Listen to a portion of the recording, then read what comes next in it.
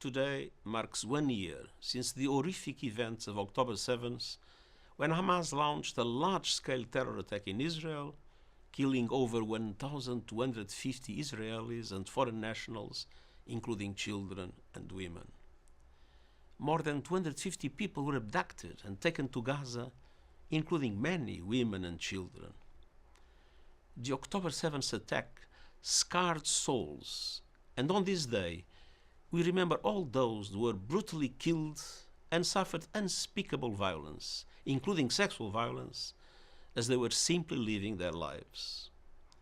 This is a day for the global community to repeat in the loudest voice our utter condemnation of the abhorrent acts of Hamas, including the taking of hostages.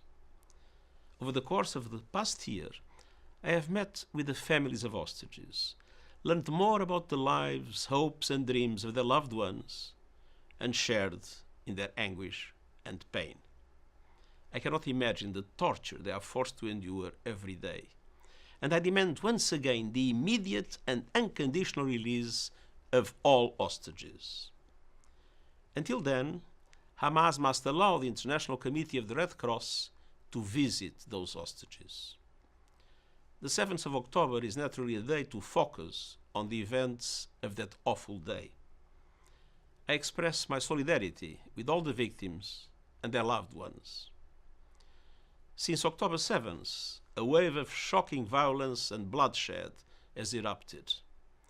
The war that has followed the terrible attacks of 1 year ago continues to shatter lives and inflict profound human suffering for Palestinians in Gaza and now the people of Lebanon. I have spoken out about this often and clearly. It's time for the release of the hostages, time to silence the guns, time to stop the suffering that has engulfed the region. Time for peace, international law, and justice.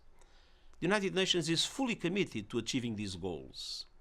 In the midst of so much bloodshed and division, we must hold on to hope. Let us honor the memory of the victims, reunite families, and end the suffering and violence in the whole Middle East. And let us never stop working for a lasting solution to the conflict, where Israel, Palestine, and all other countries of the region can finally live in peace and dignity and with respect for one another.